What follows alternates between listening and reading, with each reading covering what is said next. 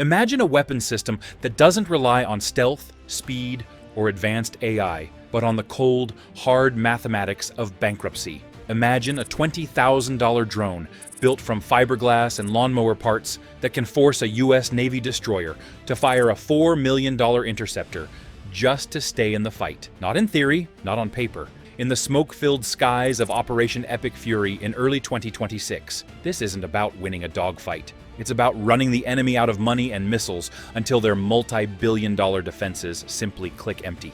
When a swarm of 500 expendable drones meets a magazine of 90 high-end interceptors, numerical advantage stops mattering and economic exhaustion becomes inevitable.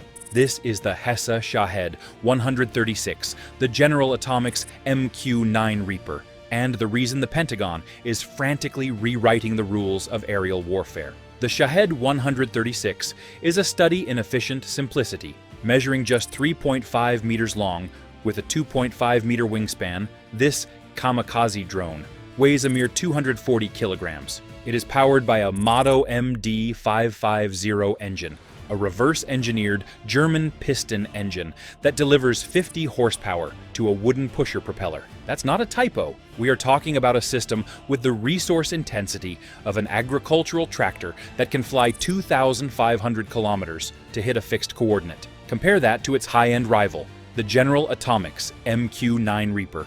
The Reaper is a Titan with a 20.1-meter wingspan and a Honeywell turboprop engine pumping out 950 shaft horsepower. It cruises at 444 kilometers per hour and stays airborne for 34 hours. But that's not an incremental improvement. It's a completely different philosophy. What makes this a strategic nightmare is that it combines the Shahed's disposable price tag with the Reaper's exquisite sensor requirements, creating an impossible problem. How do you defend against a swarm that costs less than the tires on your interceptor vehicle? This is General Atomics versus the Alabuga Special Economic Zone. High-end persistence versus mass-produced attrition.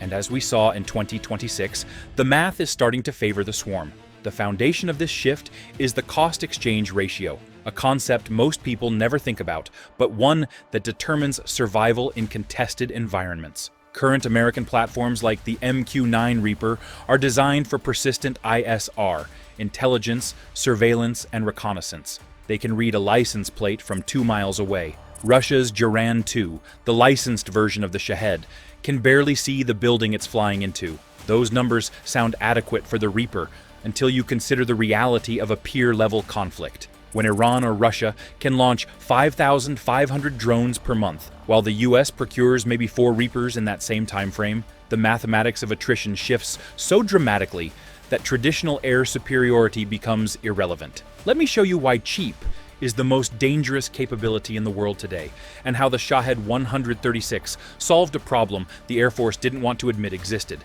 the exhaustion of the American magazine. Think about the current baseline.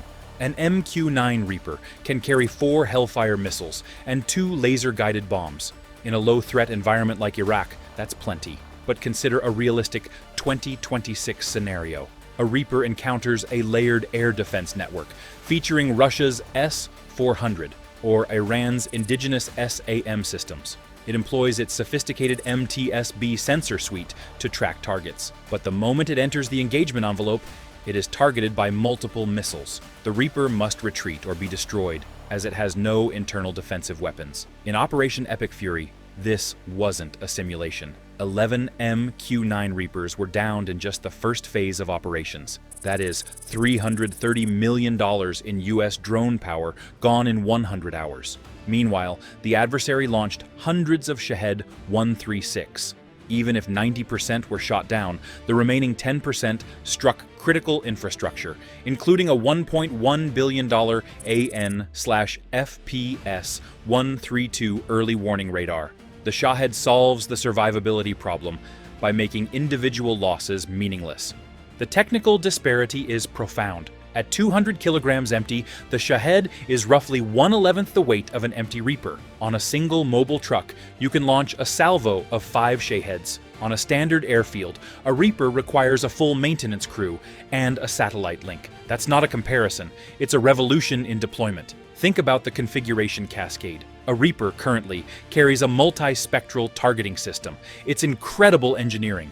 But with the new Shahed-138 variant, the Iranians have swapped the piston engine for a Tolu 10 turbojet. Suddenly, that slow drone is moving at 500 kilometers per hour. If you integrate an 11-element anti-jamming antenna array, like the Chinese TDXL-KGR1101, the drone becomes immune to standard GPS spoofing. One platform is a $30 million surgical scalpel. The other is a $20,000 sledgehammer. And when the sledgehammer comes in a swarm of 50, the scalpel doesn't have enough hands to stop them all. It's not a drone anymore. It's a flying magazine designed to bleed the defender dry. But raw volume is meaningless if the smaller, cheaper system sacrifices all performance. And this is where the Shahed-Giran architecture becomes genuinely revolutionary. It doesn't trade capability for cost. It circumvents sanctions using a COTS, or commercial off-the-shelf model. It combines Texas Instruments' digital signal processors with Altera FPGA modules found in consumer electronics. That's not marketing. That's an engineering achievement in sanctions busting. The propulsion system is the heart of this. The Mato MD550 is essentially a refined lawnmower engine, yet it provides a range that allows it to strike targets 2,500 kilometers away. Read between those lines. If a primitive engine can deliver a 50-kilogram warhead across half a continent, the engineering breakthrough is in the simplification of the manufacturing process. They aren't building a jet, they are building a bicycle with a motor that can destroy a power plant. The MQ-9 Reaper gains its edge through the Lynx multimode radar. This system uses synthetic aperture radar, or SAR, to provide 0.1 meter resolution imaging. It can literally see tire tracks in the sand or the placement of an IED from 50,000 feet. Traditional drones without Lynx rely on basic cameras, limiting them to clear weather. The Reaper can see through clouds, smoke, and dust, creating a coherent change detection map that is the gold standard for intelligence. But the Shahed counters this not with better sensors, but with an 11-element anti-jamming array that creates signal nulls to ignore electronic warfare. It uses whichever GNSS signal is strongest, GPS, GLONASS, or Beidou. The sophistication packed into those miniaturized electronics represents decades of Western R&D, compressed into a package that costs less than a used Honda Civic. Cost is the final advantage, and it might be the most strategically important. The Shahed is 1/600th the cost of a high-tier interceptor like the THAAD. General Atomics states the Reaper will cost significantly less to maintain than the older MQ-1, but it still requires a secure advanced manufacturing facility in California. The Shahed is being built in the Alabuga Special Economic Zone in Russia, where 116 buildings are pumping out 5,500 units a month. Traditional aerospace manufacturing requires years of specialized labor. Alabuga uses four-way center exchanges between Russia, Iran, China, and North Korea to industrialize drone warfare. If a Shahed costs $20,000 and a Patriot missile costs $4 million, the military logic of the 21st century has inverted. You can afford to lose 200 drones to destroy one radar. The US fired thousands of munitions during Operation Epic Fury, but the cost of the first 100 hours was $5.82 billion. Affordability isn't just a budget item, it's a force multiplier that ensures you have more targets than the enemy has bullets. But here's the strategic implication. Adversaries are scrambling to counter. The Shahed doesn't just strike targets, it fundamentally changes the economics of the sea. Currently, neutralizing an American carrier strike group requires a massive anti-ship ballistic missile. With the new drone math, you just need a persistent swarm of Shaheds to exhaust the Aegis destroyer's VLS cells. The attrition calculus collapses when every $4 million SM-6 interceptor is trading down against a $20,000 plastic drone. China and Iran cannot afford to outproduce the US in stealth fighters, but they can sustain a conflict where every American flight hour costs 100 times more than the threat it's neutralizing. The Reaper's pivot to the MQ-9B Sea Guardian is a direct response. By focusing on anti-submarine warfare with sonobuoys, the Reaper is trying to find a niche where its high-end sensors provide a decisive advantage that a cheap suicide drone simply cannot replicate. The vulnerability of the Exquisite platform was documented clearly in early 2026. The crew of at least 11 Reapers was forced to watch their aircraft be plucked from the sky by Iranian SAMs. That incident underscored the epic fury problem. Modern platforms face threats in quantities their magazines weren't designed to handle. This is where the Lucas program, or FLM-136, comes in. It is the American Shahed. Developed by reverse engineering captured Gerin 2 units, it aims for a $35,000 price point. It adds a Starlink terminal for beyond line-of-sight control. But the philosophy is the same: expendability. But suddenly, a legacy platform gains a swarm of 20 expendable eyes and ears. The name Reaper was chosen deliberately to evoke the surgical, persistent harvest of high-value targets. It relies on its ability to loiter, invisible in the infrared spectrum, waiting for the perfect moment. But the Shahed doesn't rely on stealth.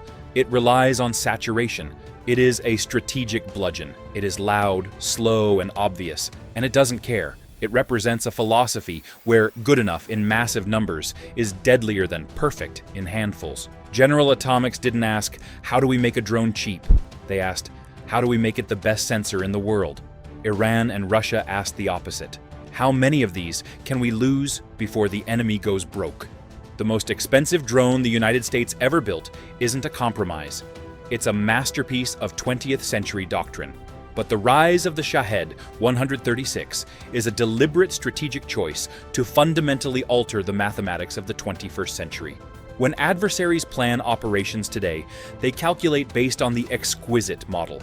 The drone math of Alabuga makes those calculations obsolete. By the time enemies adjust to the Reaper's sensors, they'll be facing a Lucas swarm that makes traditional air defense metrics irrelevant. Simplicity isn't a weakness, it's a weapon. And a production line that runs 24/7 is deadlier than any single stealth aircraft the world has ever seen. If you were in charge of the Pentagon, would you double down on $30 million Reapers? Or pivot to $1,000, $30,000 Lucas drones? Type exquisite or swarm in the comments. This is DIB Dispatch, where billion-dollar projects meet battlefield reality.